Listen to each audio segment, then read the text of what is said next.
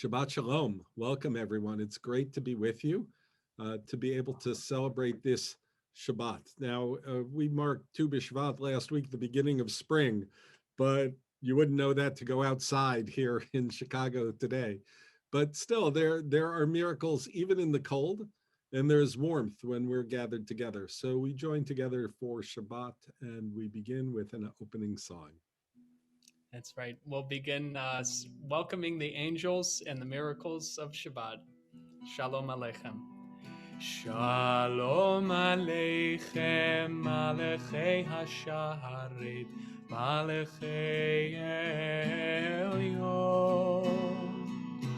Mi Melech, Malechei Hamlachim, HaKadosh Baruch Hu. Boachem l'shalom, malachei hashalom, malachei elyon.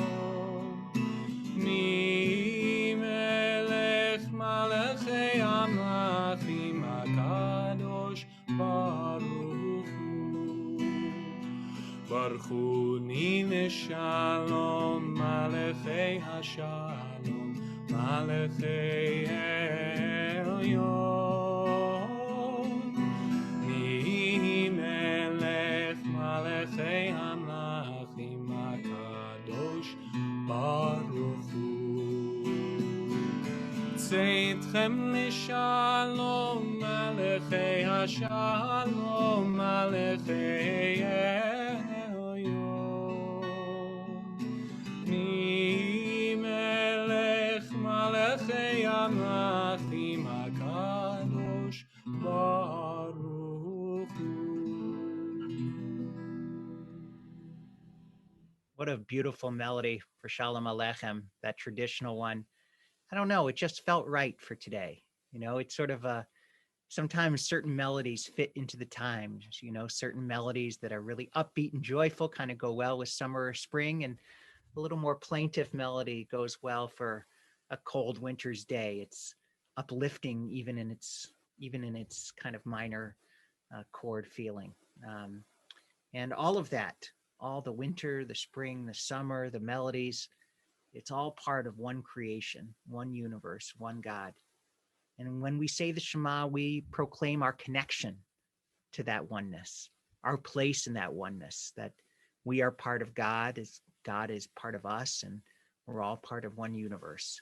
As together we sing the words of the Shema. Shema Yisrael, Adonai Eloheinu, Adonai Echad, Baruch Shem Kevod Malechuto Leolam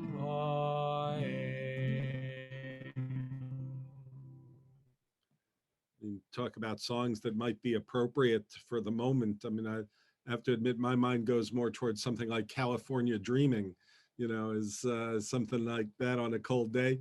I get the question every time the weather gets this cold about how a kid from Miami ends up being here in Highland Park, Illinois, and it's around this time of the winter that I start wondering that myself. But this is the beauty of freedom, that we can be where we want to be. So we want to be together. And so we sing a song of freedom, Mi Chamocha.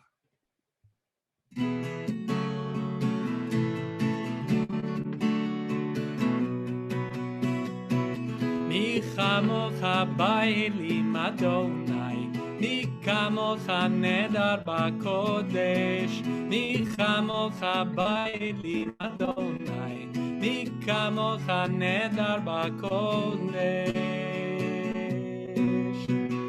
Nora tehilon osef eleh, nora tehilon osef eleh, Adonai imloch leolam bo'ed.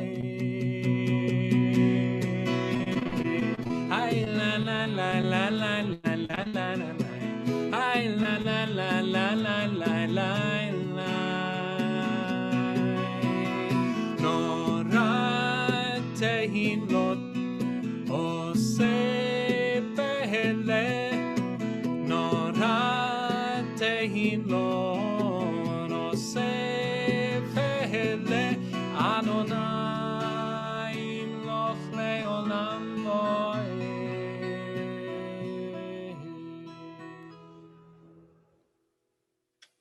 We take a few moments now for silent thoughts and prayers and warm up our souls with prayer, with meditation, with reflection.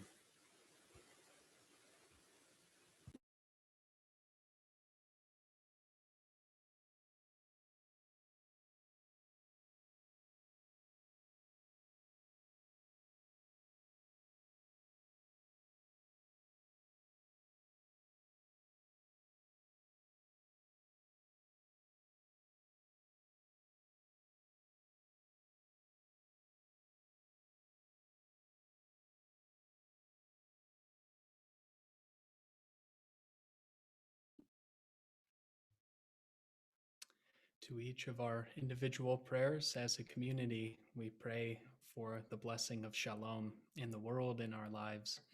With these words, Oseh Shalom. Oseh Shalom, Shalom Bimroma, Uyaseh Shalom Aleinu, Ve'al Kol Yisrael.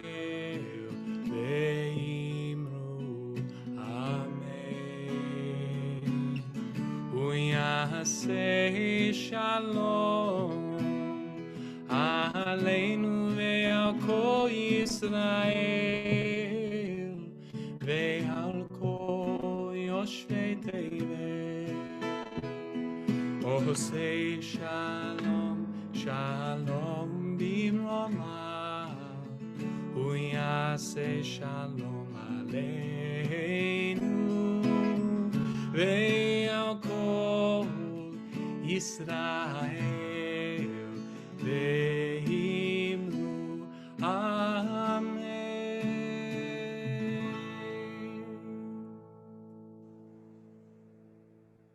When we do get a cold snap in the area, Chicago in February, it reminds us that maybe the world is working a little bit like it's supposed to. It's supposed to be cold in Chicago in winter. And as we face climate crisis and say our prayer for our planet, we recognize that we have to preserve the way it's supposed to be, cold in the winter, warm in the summer. And so we say these words: Dear God, help us celebrate your awesome creation and all the life on the wondrous planet Earth. Help us feel connected to all of life on this small blue planet. Life is living us. Creator of the universe, help us understand that to master our world means to take responsibility, not only for ourselves, but for all the creatures on Earth. Help us use the power you gave us to build a better living world and not casually destroy the beauty we have borrowed from our children. We are the stewards, your partners in creation. We call on you for help and guidance. Our God, God of our ancestors and of our children, in this time of climate crisis, help to preserve life, protect it, and defend it. We owe it to our children, those born and those yet to be. If not for us, then for them, dear God, guide us on this journey. As we think of healing the planet, we think of healing the people on the planet as well. We certainly think of all those who are suffering in this time of pandemic and pray for their healing. And in our own community, we're thinking of Marty Aronson, Elliot Auban, Benjamin Chaim Ben Saralea, Lori Cantor, Michael Dalbora, Michael Ellsworth, Marcy Epner, Michelle Felber, Marshall Gelfand, Gloria Gershkoff, Gloria Goldblatt, Don Goldstein, Stort Goodman, Jim Graham, Dennis Hernrich, Dan Hinden, Donna Horton, Julian Horwich, Martin Hutensky, Alana Issakow, David Kaminsky, Trevor Keeney, Lisette Cohn Gale, Rana Kramer, Gabby Kraus, Howard Levin, Hannah Malia, Michael Maller, Barry Marum, Jana Melnikov, David Moody, Harriet Morrison, Leah Moskoff, Noach Ben David, Dave Pallister, Annie Parab, Beth Parab, Pesach Ben Lanavi Eugene, J.D. Plotnick, Mark Pullman, Rachel Yisraela Bat Chaim, Toddy Richmond, Maria Rodriguez, Nancy Roman, Roberta Rosenfeld, Marty Rudow, Sarah Bat Batsheva, Shandel Bat Batya Van Esther, Jeff Slowick, Dave Stratton, Vanessa Bat Mashalev Yehoshua, Lionel Watson, and Mike Zidman.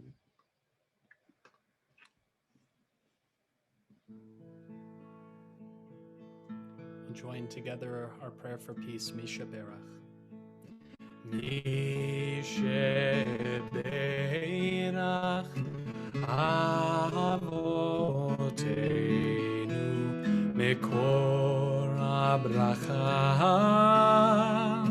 Leimoteinu. May the source of strength who bless the ones before us, help us find the courage to make our lives a blessing, and let us say Amen.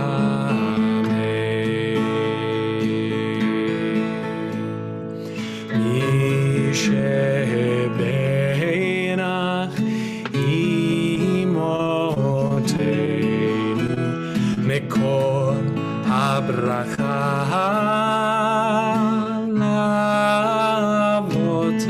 Lavoteinu. Bless those in need of healing with refuah shelema, the renewal of body, the renewal of spirit, and let us say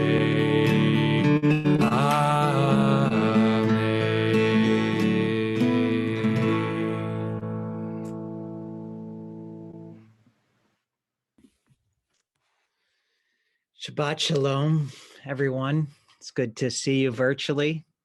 And this week's Torah portion is called Jethro, but it's also the Torah portion with the giving, the revelation of the Torah and the Ten Commandments. And when we picture that scene of the giving of the Ten Commandments, what do you picture? I think some of you probably picture maybe Charlton Heston, maybe that great scene, God, big, loud voice speaking down, and this actor holding the tablets, and you picture this majestic scene with lots of noise, lots of thunder and lightning. And to be frank, the Torah does kind of suggest that that was the scene. It was full, it says that people could see the lightning, or no, see the thunder and hear the lightning, that it was just dramatic sensory overload, that this was a grand, majestic moment. Because the Torah, this was a critical moment in human history. And that's one way God communicates with people. It's through these grand gestures, pomp and circumstance. But that's not the only way. In another scene, this time in the book of Kings in the Bible, there's a prophet named Elijah. And Elijah is sort of in a battle of the gods with Baal. And ultimately, Elijah wins. And it's a really interesting scene where it says God showed Elijah a powerful wind, a huge earthquake, and a fire. But the Tanakh, the Bible says that God was not in any of these things. Instead, God spoke to Elijah in a kol dimama daka, which means a still, small voice. That it wasn't thunderous. It wasn't huge. It was a still small voice. And in fact, the late Jonathan Sacks translated Kol Demama Daka, because still small voice is really only a translation. It's not necessarily, it's kind of a hard phrase to translate. Jonathan Sacks says that the still small voice is the sound that you can only hear if you are listening. You wouldn't hear, a big, we hear a clap of thunder, whether we're intending to hear it or not. We just hear it. But that still small voice, we only hear that when we're listening for it. And so what does that mean today? So Rabbi, okay, that's an interesting contrast between this majestic, huge scene and the still small voice of God. What does that mean? Well, think about where we find truth, where we find meaning, where we find inspiration today. There is so much noise.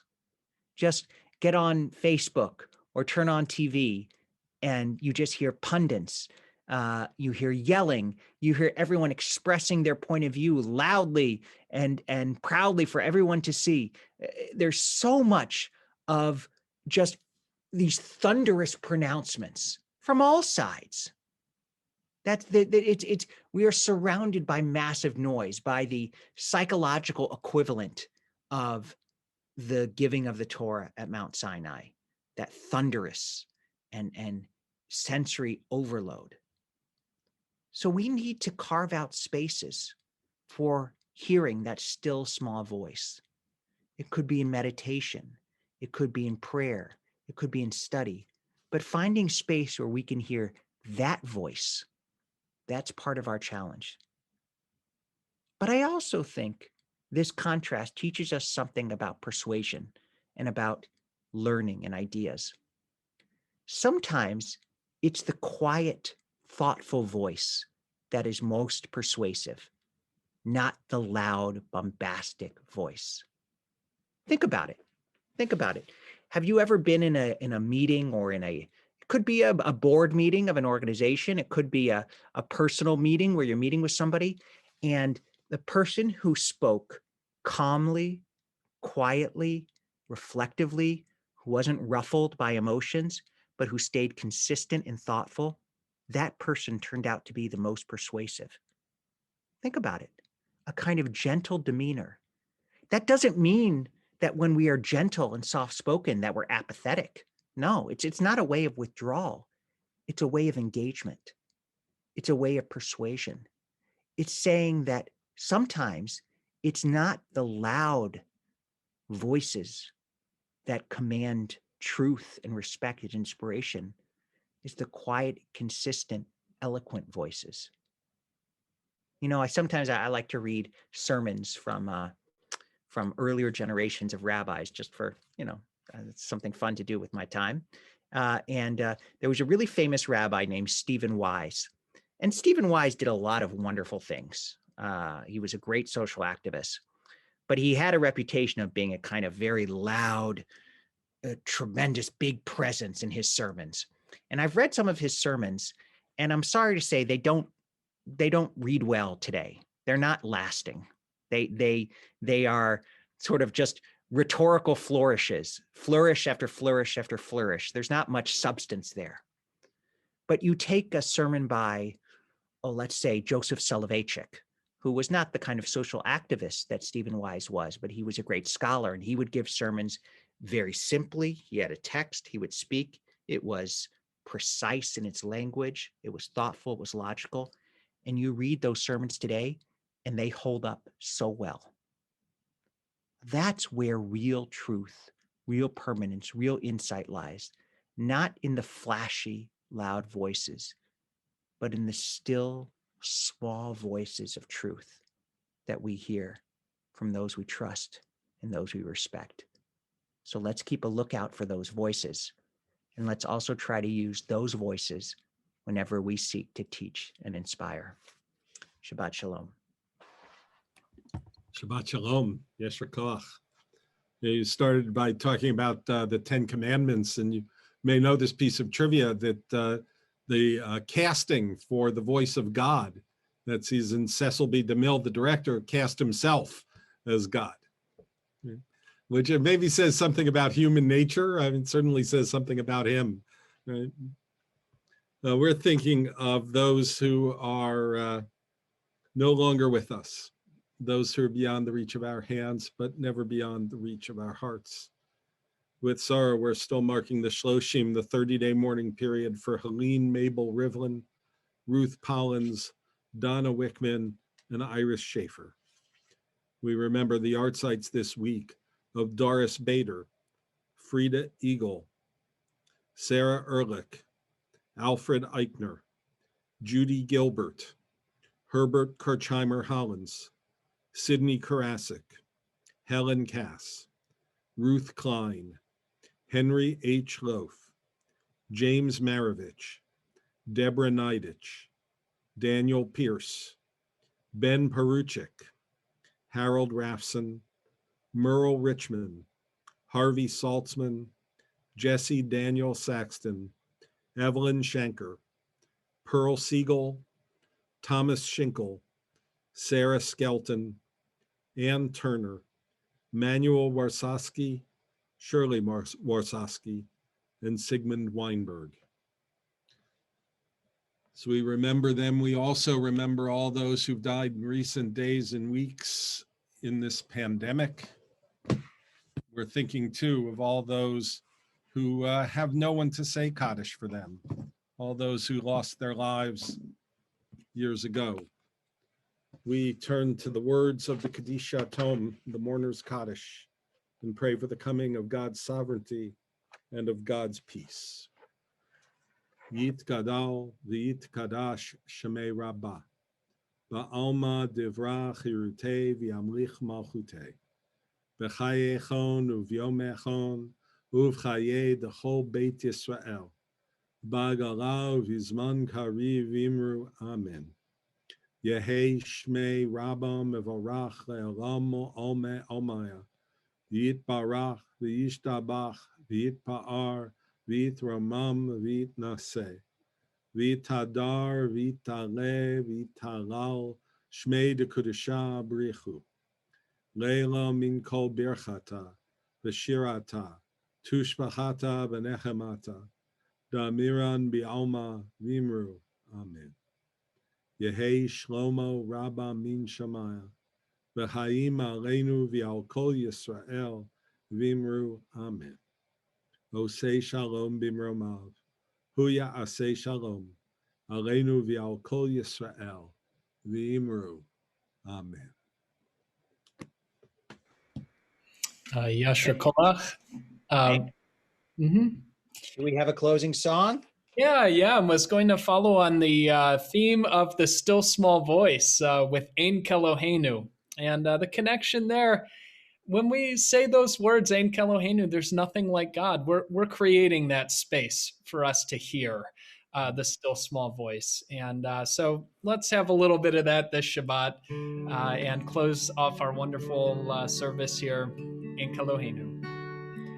Ein Keloheinu, ein Kadonenu, ein Kemokeinu, ein Kemoshienu, mich Eloheinu, mich Adonenu, mich Kemokeinu, mich Kemoshienu, non el Eloheinu, non el Adonenu, non el Kemokeinu, non el Moshienu, Baruch Eloheinu, Baruch Adonenu, Baruch Malkeinu, Baruch Moshienu, Atahu Eloheinu, Atahu Adonenu, Atahu Malkeinu, Atahu Moshienu. Shabbat Shalom. Shalom. Shabbat Shalom.